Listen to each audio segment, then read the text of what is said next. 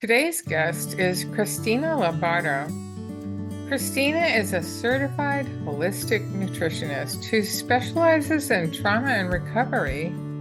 As a trauma survivor herself and having struggled with alcohol and substance abuse, she had to find her own methodologies for healing and now helps others with her extensive knowledge and education. Today, we discuss topics related to trauma in the nervous system, stress and inflammation, alcohol and inflammation, and the big question that everybody asks about is sugar cravings and how to handle them, especially as they come after we put alcohol to the side. So let's listen in. Christina, welcome. I'm so excited to have you. I even have questions that came in from my private Facebook group in advance, and they're the typical questions that people ask when they have consumed excess amounts of alcohol. Certainly my questions, but we met at a conference. We actually worked side by side, and it was a faith-based conference on trauma, and your specialty is nutrition and mine is alcohol and other substances. And we thought it would be a great idea to talk about that because you and I have talked prior to, and it's good stuff. So welcome, Christina. So nice to have you. Thank you so much. Yeah, I mean, it was really serendipitous that we were next to each other. And there were just so many amazing individuals that were at the conference working in similar industry as us, but really focusing on the nutrition and wellness aspect of trauma and substance abuse recovery and incorporating everything into that journey and that healing process.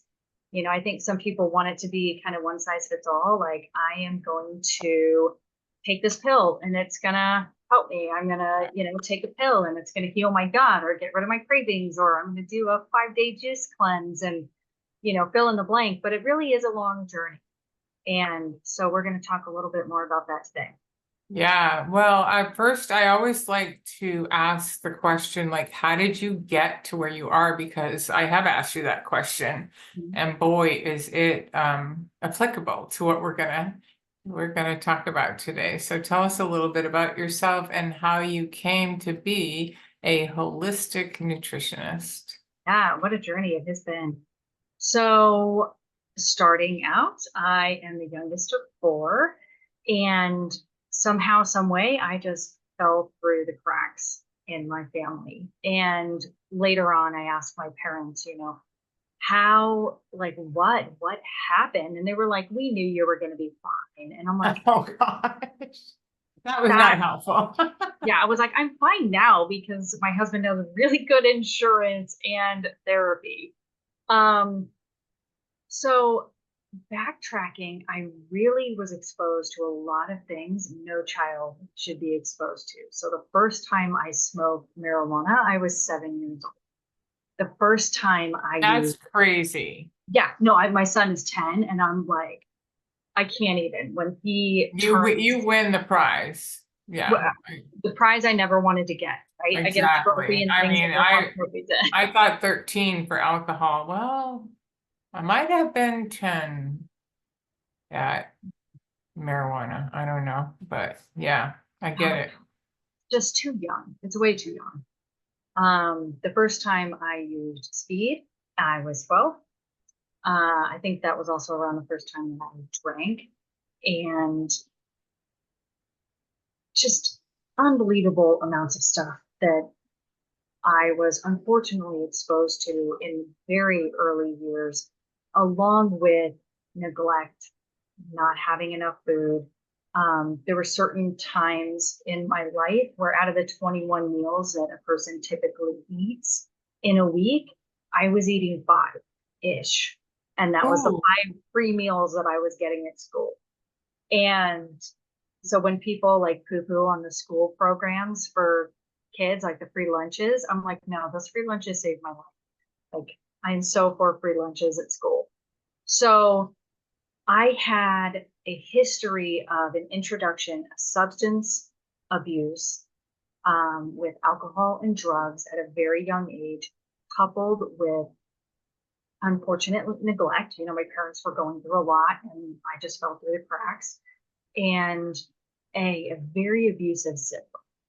So I would be woken up in the middle of the night with a pillow over my head and they were trying to kill me. And they would Wow. pull the pillow away and they're like, they would whisper,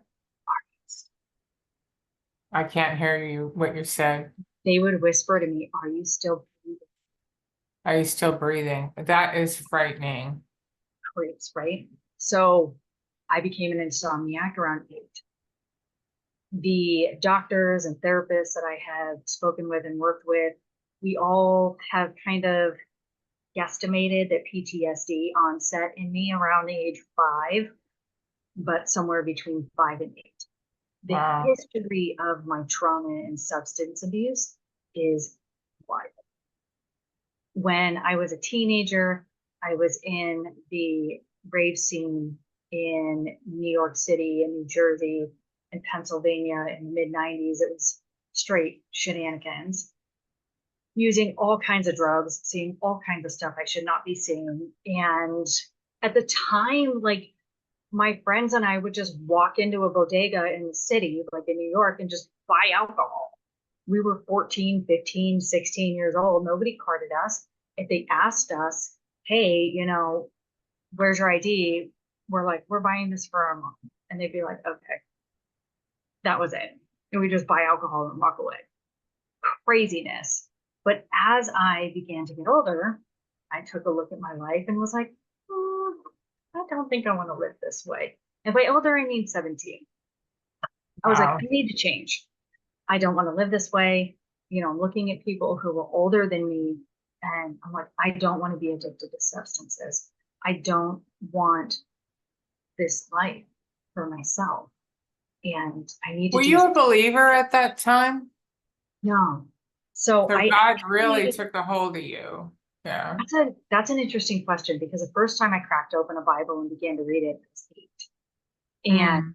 I had no clue. Like, I read up to Deuteronomy. I had no clue what I was reading at all.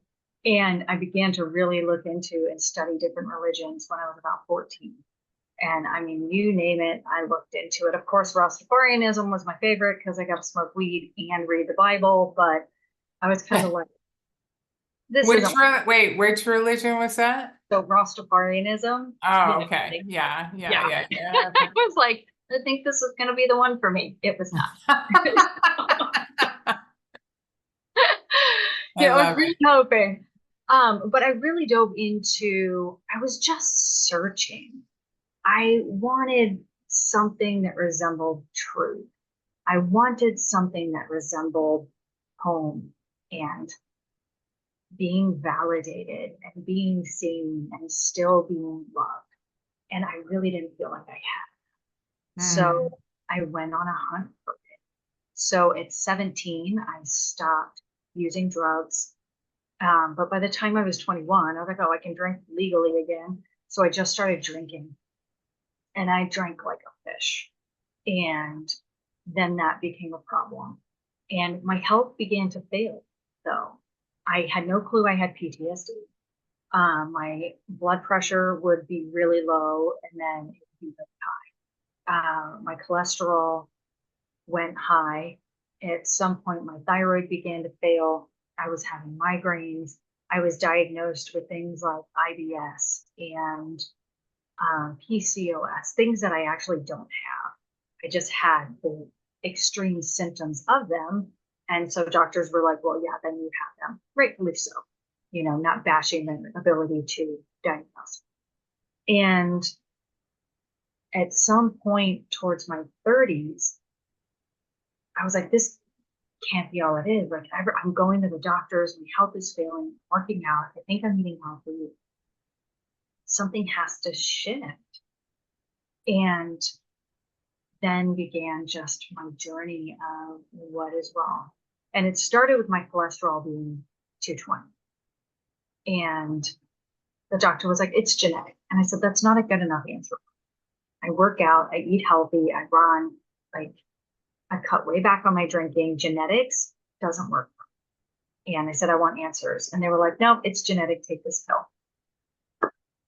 I'm not poo-pooing on medication either because I think it works and I think it has a place. But Right. for me, I was like, I want answers. This is not good enough. And I began to deep dive into my health, what was wrong, what was failing, why it was failing. And this has been easily a 14-year journey. This was not 14 years? correct. Yeah, it was not overnight. It was doctor after doctor to naturopaths to therapists and counselors and seeing a psychologist that I walked out of their office after 15 minutes. I was like, we're done. You know what's amazing? I just see God's hand in this, like every step of the way, you Yeah. not accepting the answers that most of us would have accepted. Well, okay, I guess I'll take that pill, or I guess I'll take this pill, and yeah, it's funny for me being older. I pride myself on the lack of pharmaceuticals that I take because I want to view food as medicine because that's how God created us, I mean, I do believe in medicine too, but if we can take it a holistic way. So what did you end up finding out? Uh, that trauma is awful. And so I eventually was diagnosed with post-traumatic stress disorder and complex post-traumatic stress disorder. I did a series of parasite cleanses and all kinds of stuff that helped to heal my gut. I am oddly allergic to red meat. That might be something else. I'm still working on the whys on that, but I stopped eating beef and bison, and my PCOS symptoms completely went away. And What's PCOS?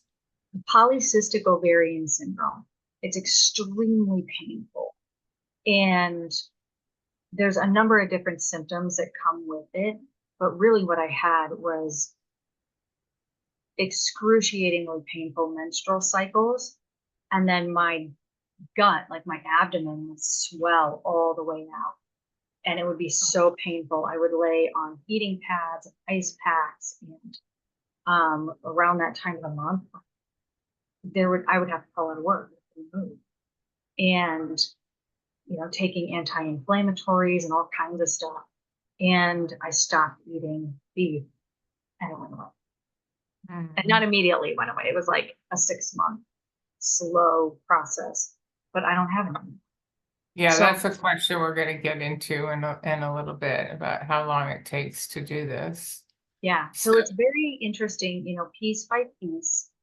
And the more I began to heal, I learned about the nervous system. So even last year, I took an 8-week deep dive course into the nervous system and how trauma affects our nervous system, in turn affecting our entire body. Everything from our stomach to our intestines to our pain levels to how we perceive the world in fight or flight. It affects everything. Right. And I think that has been one of the biggest things for me, learning to slow down, learning to say no to myself and to others. And, Right. If it's not a hell yes, then it's just a hell. I like that. Right? So, I got that from somewhere. I didn't make that up. we're getting up to you're starting to get healed. How do we get from starting to get healed to healed and doing what you're doing? So I have always been interested in food. I was an insomniac, right, at 8. So 12 years old, I am watching Susan Powders. I call her the Stop the Insanity Lady. She had really short hair and she would talk about health and nutrition in these late night infomercials and about how processed food is bad for us. And she broke down fat and calories and sugar and sodium and all this stuff. And I was just enthralled with this lady. And from that, I began to look at and research my food. I became a vegetarian at 12, which I later would learn that's actually a nervous system response. but from 12 to about 21, I was a vegetarian. And around 16, I began to study different herbs and things for my health, like teas I could drink to relax or sleep, supplements and herbs I could take for hay fever. I was living in New Jersey, and so I had really bad hay fever. And really just putting all of these different pieces together. And I ended up going to college. I got a degree in hotel and restaurant management. Of course, I'm surrounded by food. And that was a different experience I didn't think would serve me in what I'm doing now, but learning food cost and recipe making and all of that really helps me in what I do now.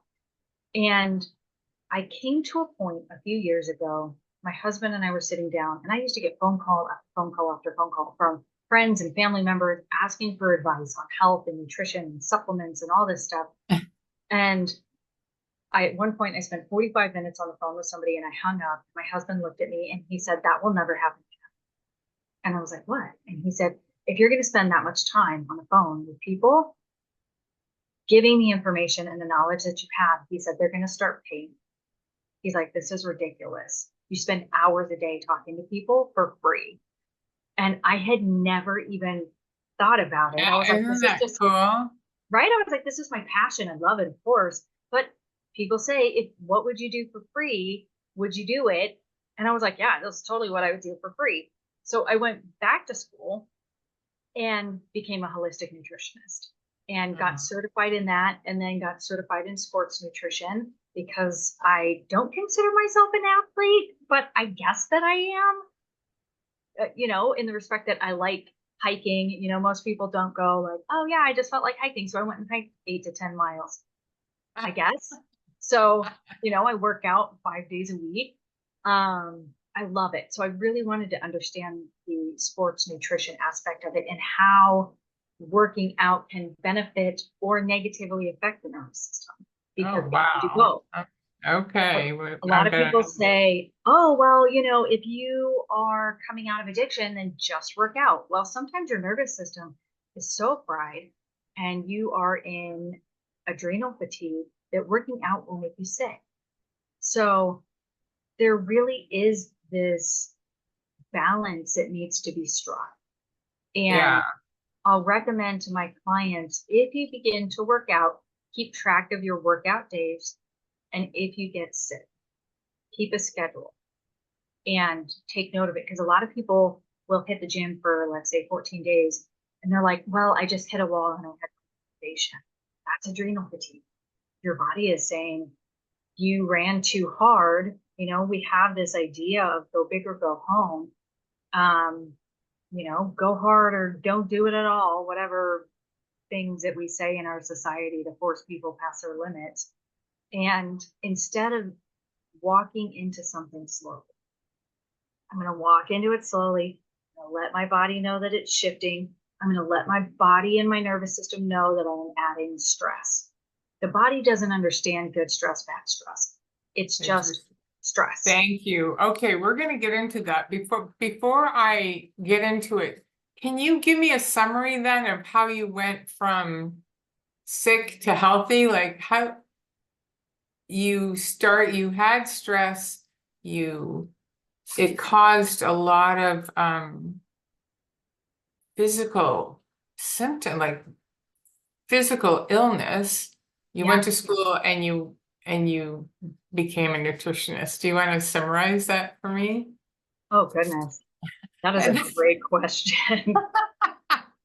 And I've been working on this. So this is Okay. not without any thought how to summarize this. Um, yeah, from being diagnosed with PTSD and having a ton of physical symptoms, 18 to 20 migraines every single month, and not being able to function in life, it took me years of deep diving, searching for professionals in different areas to put my puzzle together in order to begin to heal myself. And that process has been about 14 years. It was Wow. not fast at all. So this is the culmination.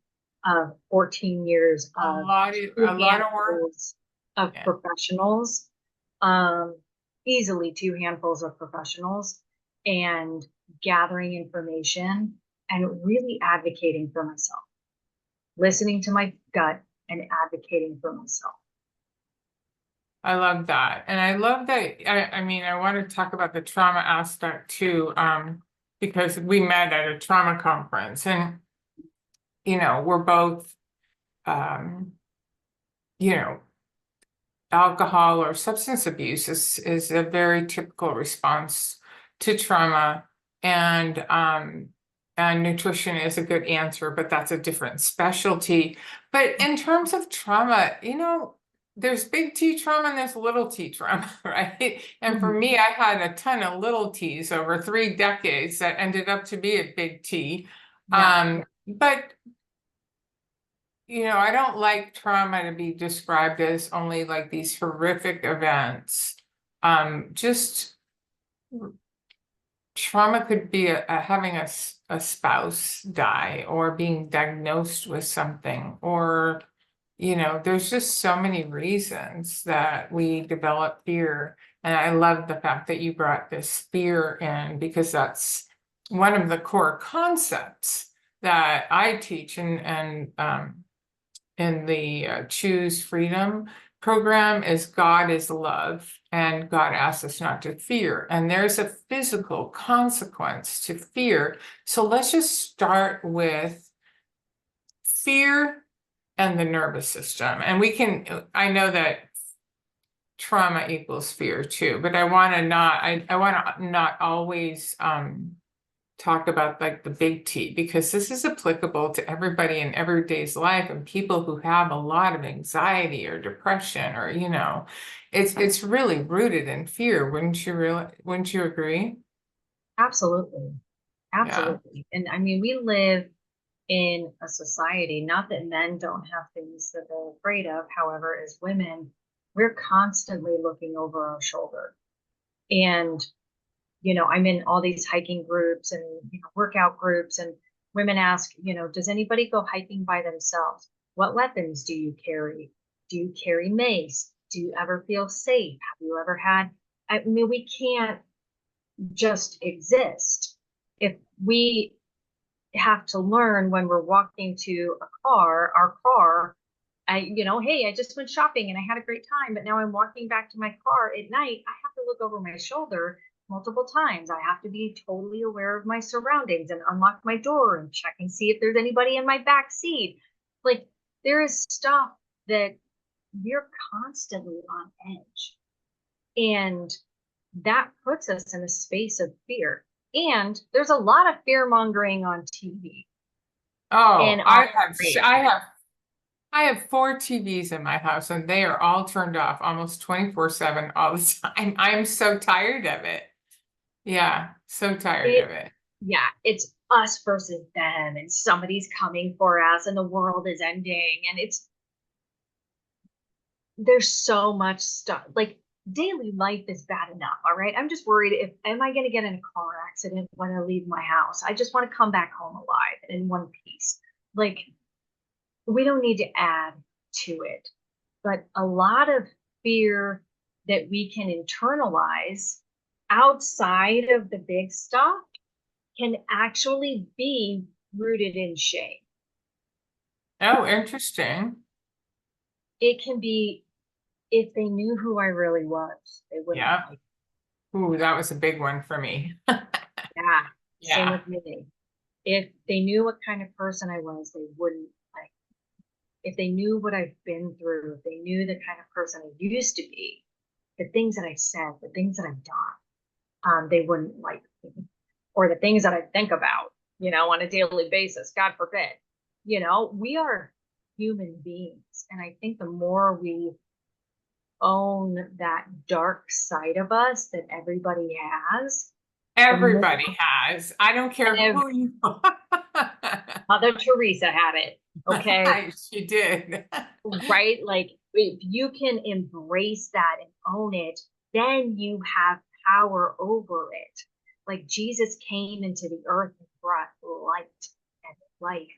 and shone light wherever he went. I remember asking a friend of mine who's a pastor, I said, how come there were so many demon possessed people back in his day? Like, what was going on?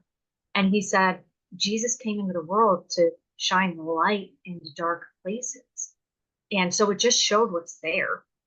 It's not any different than what we experience today. It just Oh, casts light on the shadows. And when we can own that dark stuff in us and really embrace it, we then absorb it, we shine light on it, and we can begin to process it and get rid of it. There is no shame in Christ Jesus. There is no shame to being a human being. And in that, we release the fear, which is beauty, right? And then we have freedom. absolutely. And so is that something you even teach in your nutrition? Because it's super important. It's so awesome that you know that. If you don't teach it, you should teach it, right? Well, I would say it depends upon the client. You know, if I have clients that are struggling with depression or, like imposter syndrome or things like that, we'll delve into shame and fear. But it really depends on what client. And it would have to be part, if you're focused on trauma and nervous system, right? And how to feed that, how to nutritionally address that, I have to believe that comes up. What is causing you fear? What Yeah. is what is causing the anxiety? Mhm. And I love that. I love that because it's so biblically based. I want to get to this place of what happens to your body and your nervous system when fear and trauma are in place for extended amounts of time, because it is common knowledge that stress creates inflammation. Is it inflammation? Does stress create inflammation? Mhm. And it impairs your immune system. People get sicker. Yeah. So what's your experience? Yeah, absolutely. I mean, that happened with me. So, depending upon how someone responds, like how their nervous system responds, whether it's fight or flight or whether it's fawn or freeze, over time, the immune system will begin to shut down and not work properly. That absolutely happens, especially if we're stuck in fight or flight for a really long time and, our adrenal glands begin to just they have no more adrenaline to pump out, we can get adrenal fatigue, and that will cause exhaustion and causes our immune system really to become fatigued. And people get sick over everything and anything. And that happened with me as well. Like any little thing, I would get sick. Any small amount of stress, I would get sick. And so that definitely happens the longer people are stuck in fight or flight. Um, and the two ends of the spectrum again are fight or flight, which is just what it sounds like when people are more in an aggressive space, or fawn or freeze, which is where they are debilitated and they can't get out of bed. They're stuck in people pleasing mode. Like it's all nervous system responses. It's just how the individual responds. Either which way, eventually the immune system will begin to collapse and not function properly. Yeah, I think that was a fight or flight thing. During my marriage, if I caught any amount of cold or just anything that caused nasal drip, I used to be a really heavy smoker, and I would have to go to the emergency room and have, because it just got worse by the hour, my coughing and my ability to breathe. I'd have to have breathing treatments, steroids, antibiotics, and this would happen like 4 or 5 times a year. Yeah. Uh-oh, nasal drip, need to get ready to go to the emergency room, right? Mhm. And I knew that stress created illness, but I figured my problem was that I was an ex-smoker. Well, what do you know? I swear to God, at almost a day after my divorce, that never happened again. Isn't I that mean, fascinating? I didn't have to get antibiotics, steroids, ER, anything. And I was like, oh my gosh, that was stress. I didn't like I knew it intellectually, but I just made different excuses for why it was happening to me. I just like, well, I was a smoker. That's why that happened. No, I was in a horrendous amount of stress, you know? Yeah. And it's So, amazing once we remove ourselves, we can watch that shift in our nervous system, our mindset, and our physical and mental health. well, what can we do like nutrition wise to help us? We need to rely on God. I think both of us have agreed on that Yeah. and find ways to reduce stress. You mentioned exercise. What else are you telling people to do to help with this? Yeah, absolutely. Finding foods that work for you. So, for example, I have a client right now, they're in a massive amount of stress. And so, what is working for them right now is healthy carbohydrates. When dealing with a ton of stress, your body is burning calories like crazy. And Interesting. they were eating candy. And I said, why don't we, we'll get rid of the candy and we'll swap over to healthy carbohydrates. That way you're getting micronutrients on top of the carbohydrates.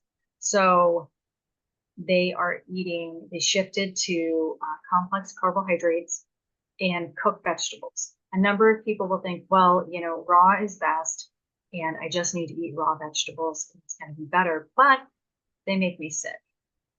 I eat them anyways, but they make me sick.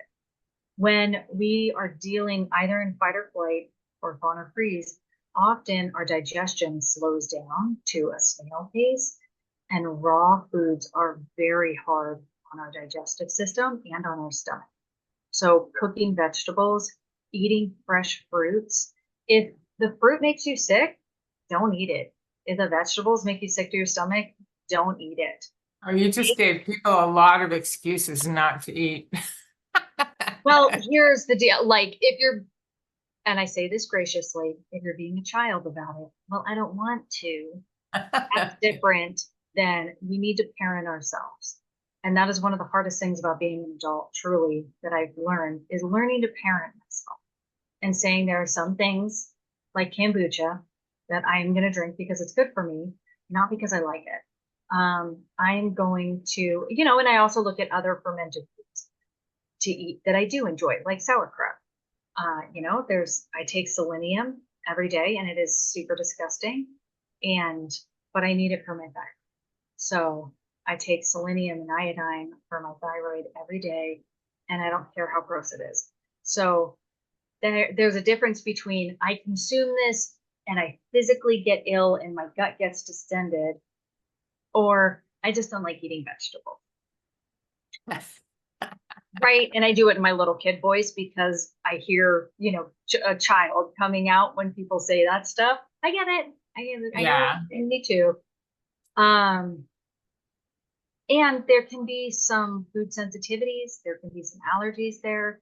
I had another client who was saying that they were kind of forcing themselves to eat eggs because they knew that they were healthy. They have healthy amounts of cholesterol and different vitamins and minerals and protein. But they got sick every time they ate them. I'm like, stop eating them. Then they have a food allergy and sensitivity test done. They're allergic to. I'm like, not everything is anaphylaxis. So You know, you try and have people develop awareness around what food makes them feel good and what food makes them feel good. That sounds very similar to what I do. I try and develop awareness around how alcohol makes them feel and think and what it makes them do. And I I wish people had taught me awareness. I just didn't have it when I was younger. And you have to train yourself to look at things and trust yourself. Because once we get sick, we just don't trust ourselves. And now I have a better ability and confidence in myself to look at something and just like you're saying, well, that makes sense. If it's making me sick, it doesn't matter what they're saying.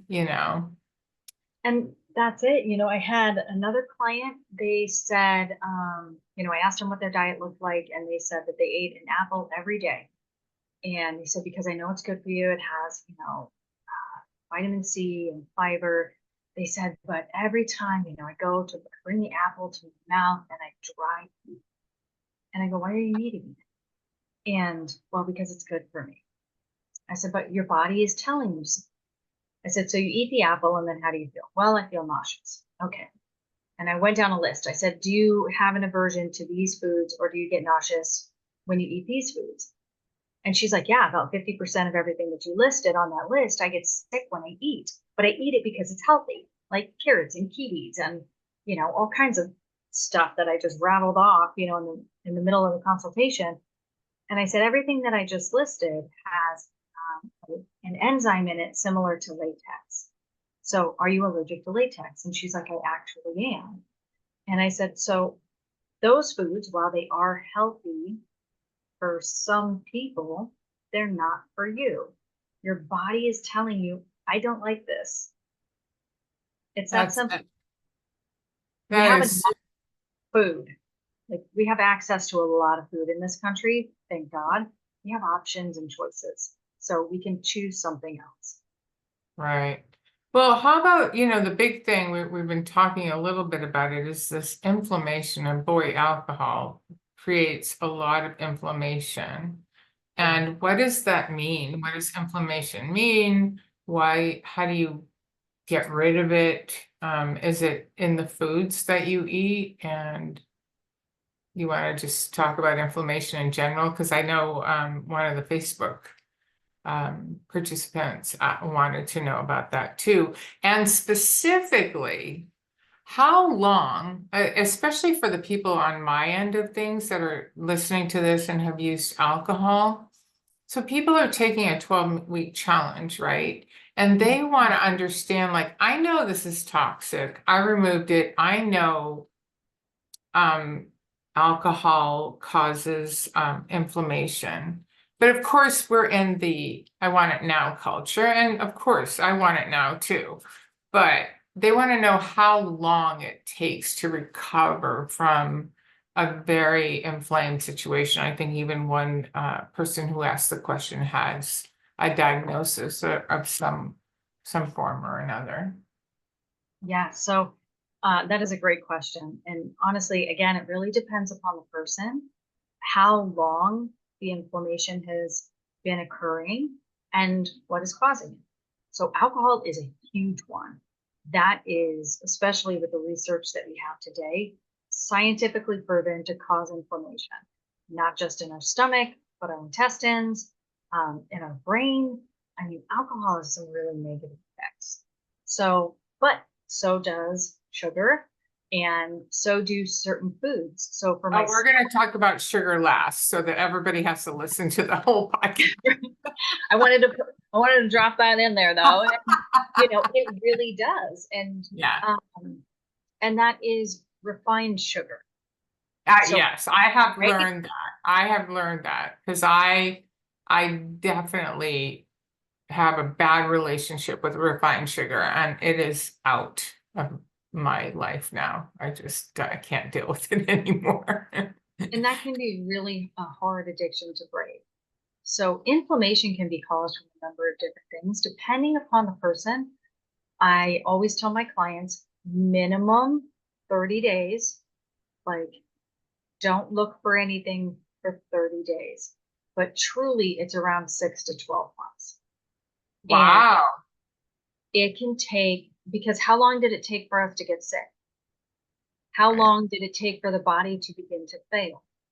How long have we been stuck in fight or flight? How long have we been eating unhealthy and had bad habits or been stuck in a stressful situation? How long did it take for us to get to this point that we said enough is enough and I need to change?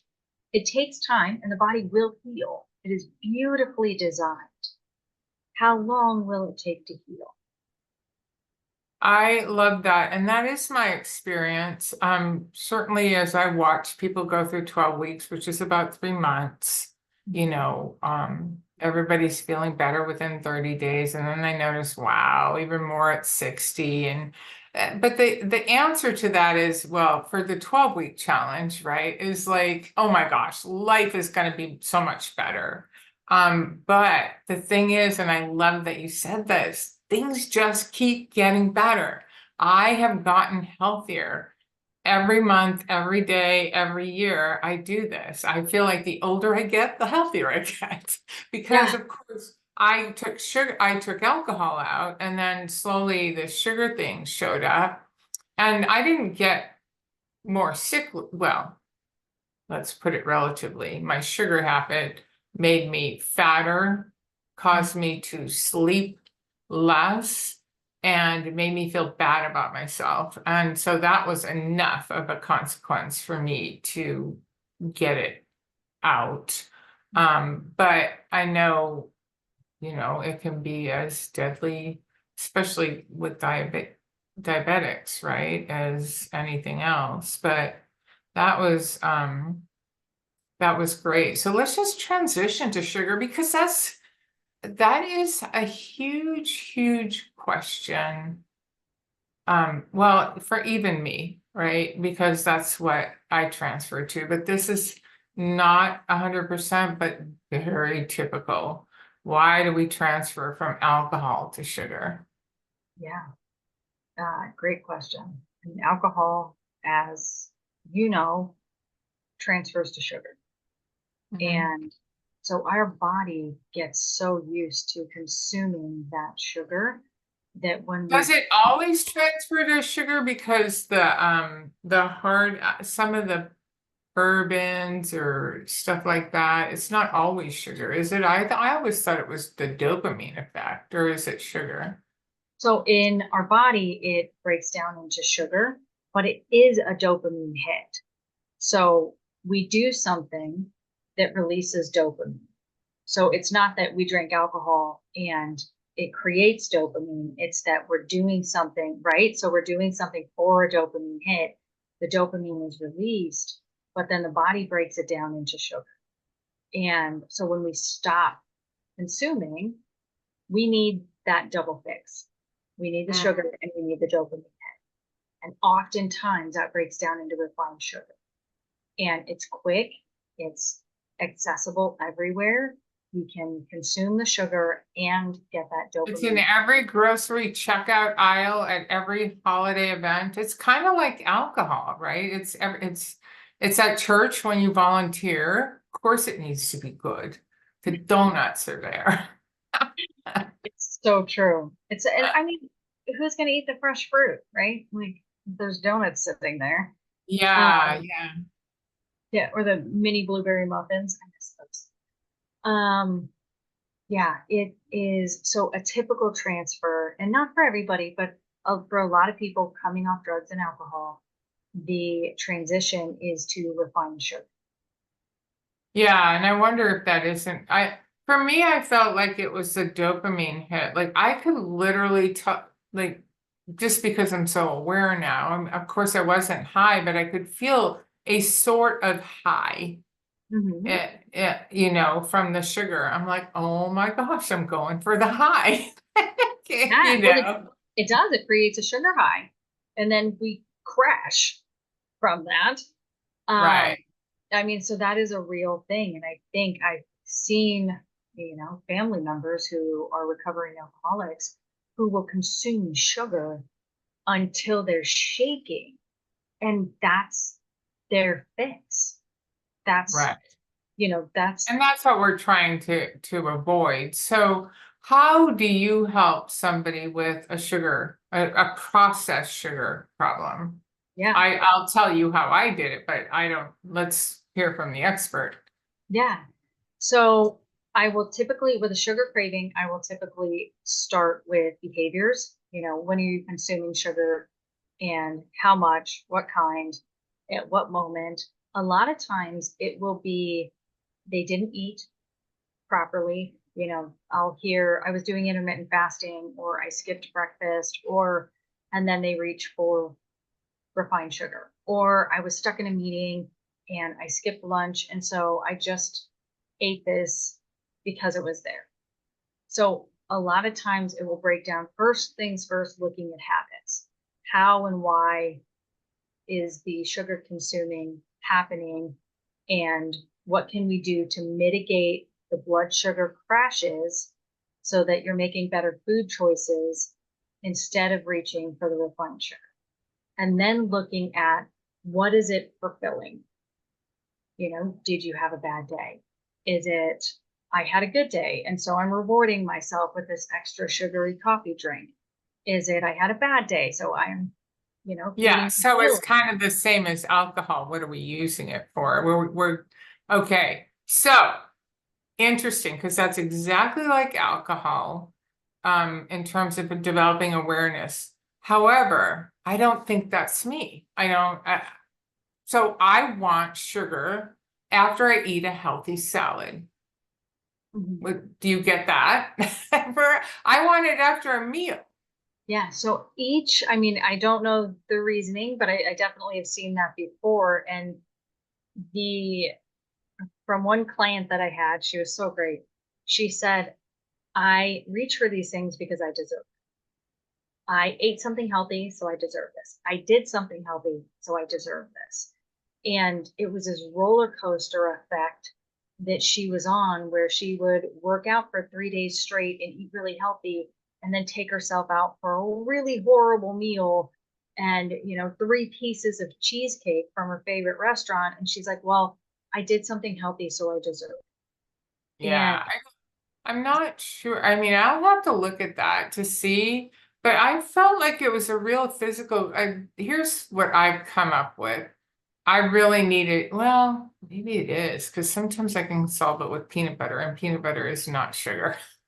So, so that actually brings up a really good point. I was going to say it can also be a protein deficiency. So oh, craving sugar can be a protein deficiency. It can be that we are craving magnesium, zinc, iron. I was magnesium, in a magnesium deficit. I used to jump out of bed in the middle of the night with cramps from a dead sleep. Yeah. And I had to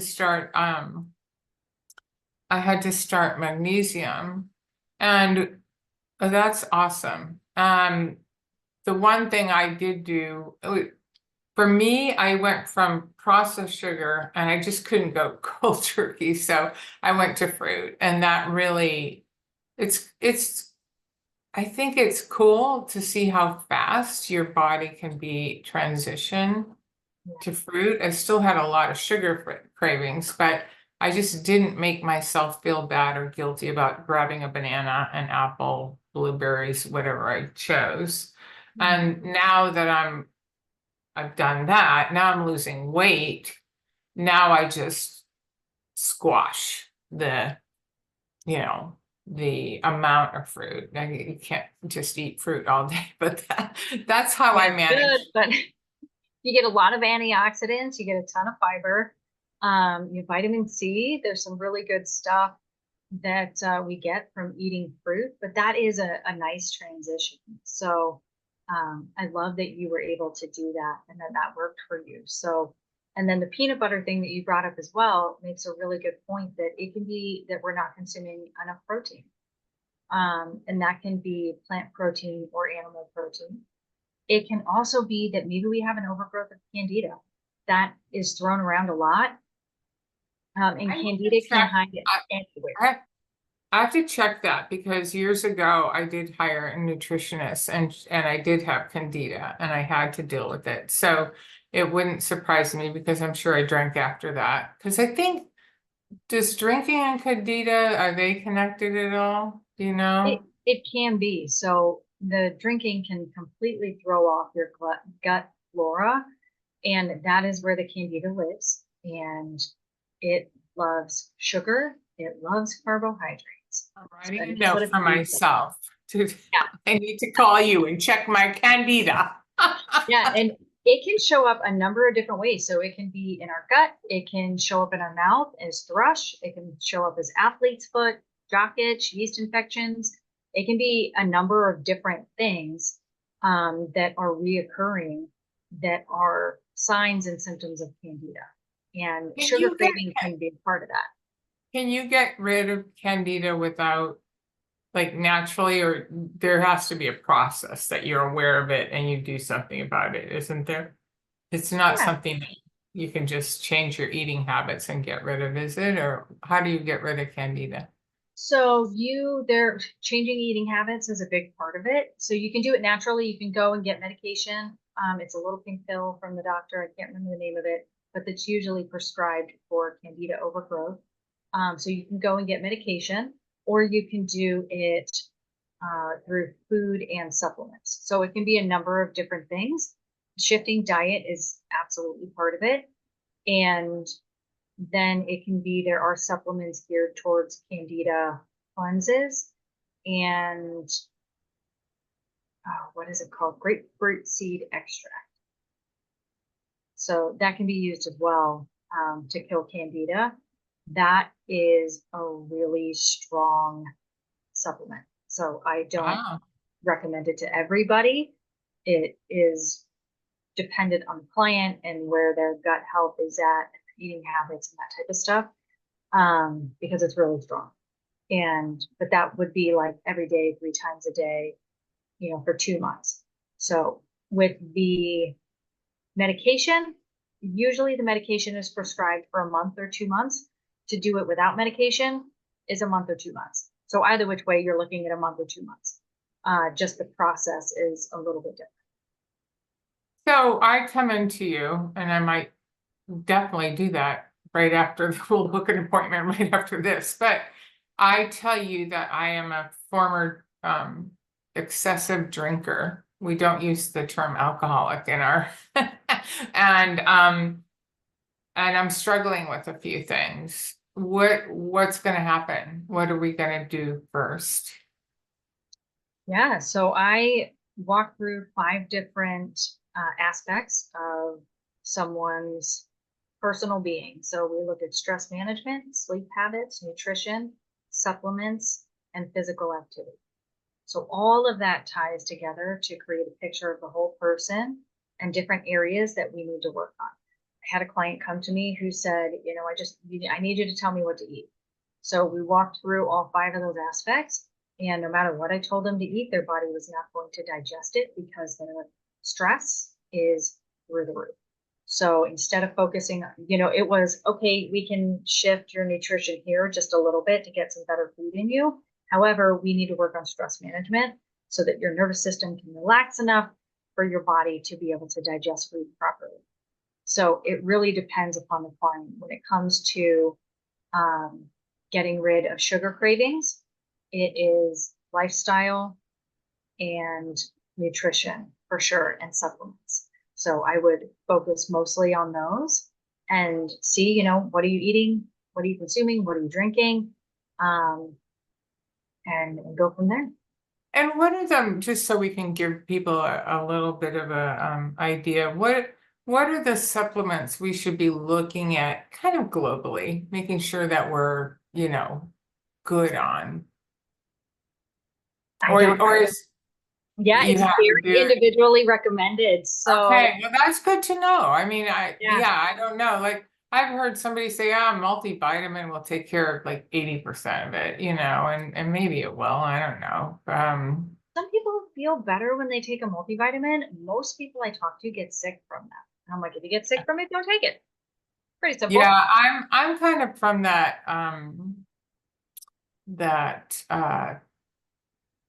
school of thought that just give your body what it needs. Like, try and eat and then find out where you're deficient. So I'm all in on definitely what you're doing. So I if Go Oh, I was ahead. going to say I'm a huge fan of teas. So if people, Oh, you know what?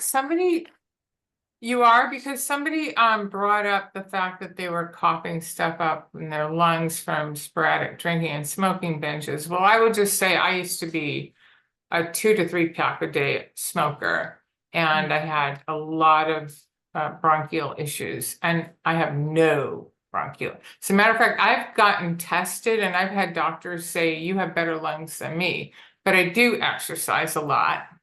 And I haven't smoked for 15 or 16 years. And it just gets better and better. So just keep looking forward to the future because your lungs repair. But he asked about Mulian tea. What do you think Yes, about that? I love Molian too. Yeah, Okay. it is so amazing. The other name for it is, and I'm probably going to mispronounce it, but just in case, um, Gordo Lobo, Gordo Lobo, or Molian tea. Same exact herb. It is phenomenal if you have stopped smoking and want to clear your lungs. It is amazing if you have bronchitis, a cough, anything with your lungs. I love Molian tea. It is, and it's so delicious. It's like chamomile and honey. It's so good. Um, Uh, I'm a huge fan of that. I am a huge fan of nettle tea. It is so jam-packed with electrolytes, that's magnesium, calcium, sodium, and potassium. It has tons of vitamin A in it.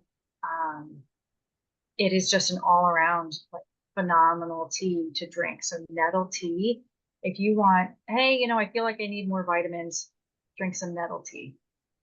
There are teas that help balance hormones. There are teas that can relax us. There are teas that can energize us, like peppermint tea. There are so many different teas. I am a huge fan of teas. so So, I'm so super excited. Where do we follow you at? Like, how do we find out more about you and what you do? And, how do we find you? yeah, so I am on almost every social media platform, the most popular ones, I guess. Facebook, Instagram, under Christina Nutrition and Wellness. I'm on TikTok currently for now. We'll see what happens in the next 6 months under Okay. Christina Nutrition. And I think that's it. I also have a website. I just got that built out. That is nutritionwellnessaz.com.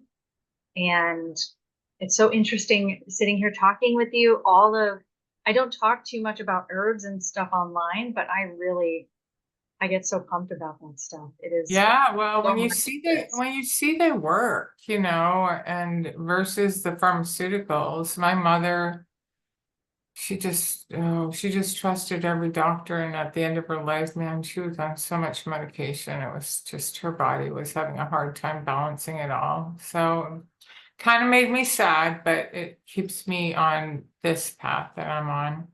Well, Christina, we're going to put everything about you in the show notes and where to find you. And thank you so much for such valuable information. I think Oh, that what thank people you. do in general when they kind of clear themselves of the alcohol is they go, okay, now I got to fix all the damage. And they look to things like this, like, what do I do? They look for experts, they look for people. So thank you for sharing your information and your Yeah. journey. Thank you so much for having me. Oh my goodness. I feel like we could do like 2 or 3 more of these.